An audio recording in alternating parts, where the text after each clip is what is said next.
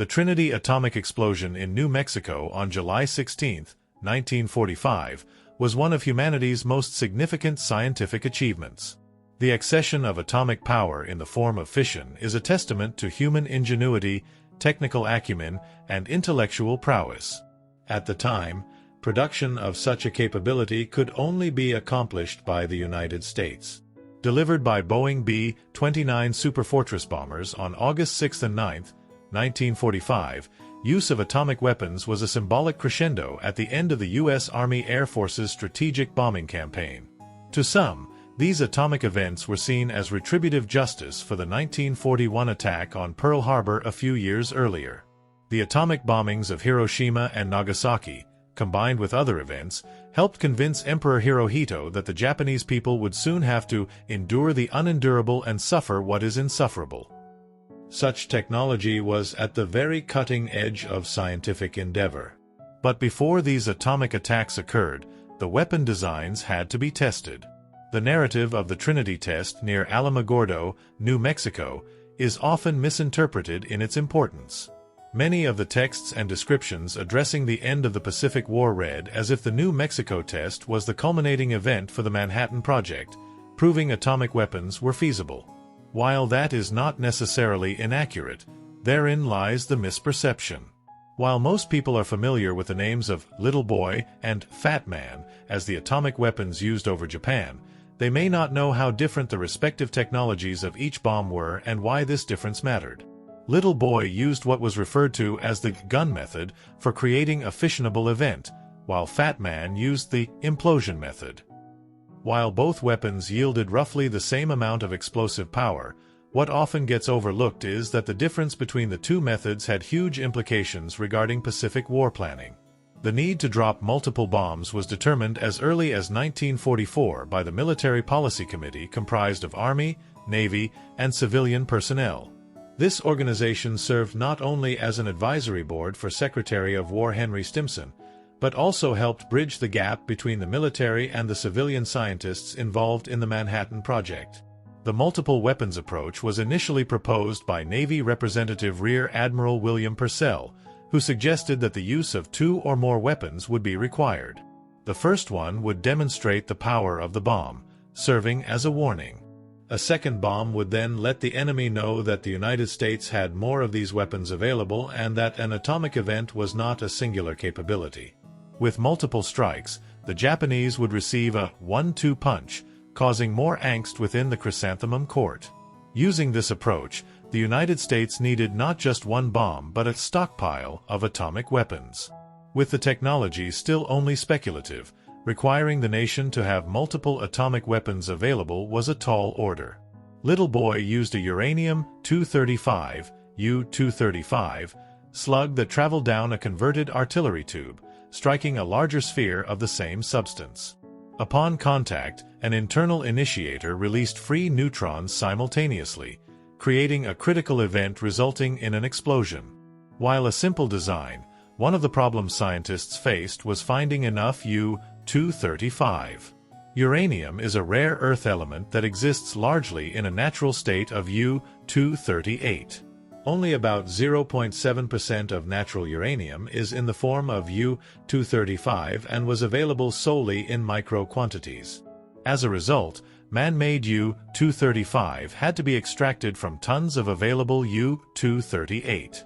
Separating the two isotopes was a slow and laborious process done largely with over 1,000 Y-12 kilotons at Oak Ridge, Tennessee. Even with this massive effort, the amount of U-235 produced was barely sufficient for technicians working at the Los Alamos Scientific Lab, LASL, in northern New Mexico. While physicists needed U-235 for their own lab experiments, the uranium-based bomb used up to 140 pounds of the isotope, 85 for the target and 55 for the projectile, of which only about 20 pounds became fissionable. As a result, the gun-type bomb was very inefficient with its use of a rare element that was already difficult to produce.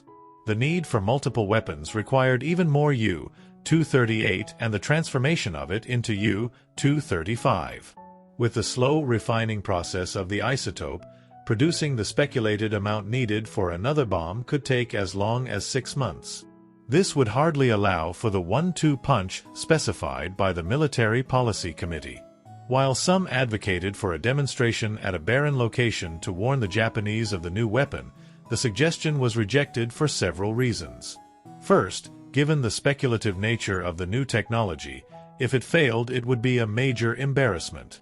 Second, if successful, the Japanese may still reject the event as a kind of scientific trick. Third, and more importantly, if successful, the United States had now shot its bolt regarding available U-235. However, another method for creating a fissionable event was also possible.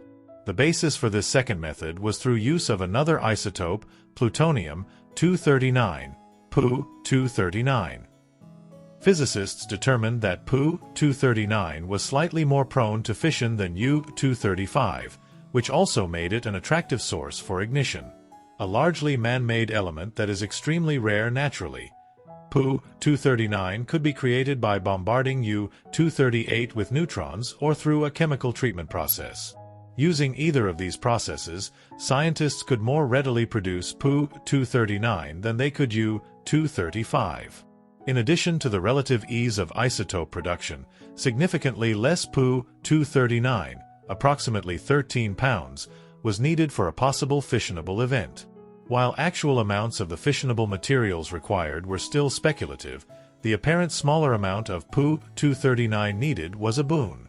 Furthermore, given its relative ease of production compared to U-235, developing a plutonium-based weapon was even more attractive. Pu-239 could not be made fissionable in the same manner, though, as U-235. Fission for the plutonium-based bomb required the implosion method. Instead of sending a slug of the material into a target, a plutonium sphere could be made supercritical if it was compressed equally from all directions. To compress the plutonium sphere, it was surrounded by a complex array of explosive barytol with accompanying lenses that focused the blast inward. The barytol was set off by 32 separate detonators that all had to fire simultaneously with a polonium/beryllium initiator providing free electrons. If all the detonators and the initiator fired as planned, the compressed plutonium sphere would in turn go supercritical. If the initiators did not fire at the same time, an asymmetric force levied on the plutonium core would only yield a large conventional explosion and fail to create a fissionable event. Given these considerations, the Trinity event validated only the implosion design. This initial implosion device was referred to by LASL personnel simply as the Gadget. This test of the Gadget was important for several reasons. First, it would determine where a fissionable event with Pu-239 was workable given the design challenges. Second, if successful and given the relative ease of production of the isotope, America could now produce multiple atomic weapons, creating a stockpile of sorts. Third, and perhaps most importantly, the United States would quickly have multiple bombs to provide the 1-2 punch mandated by the Military Policy Committee. The successful Trinity explosion meant that not only did the United States have two viable weapons and designs, but it could also easily make more bombs should that be required. In the days following the Trinity explosion, President Harry S. Truman attended the Potsdam Conference on the outskirts of Berlin.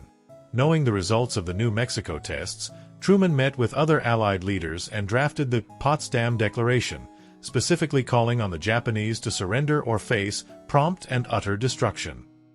While the Trinity test validated the use of plutonium and the concept of implosion, it gave, more importantly, the United States a notional stockpile.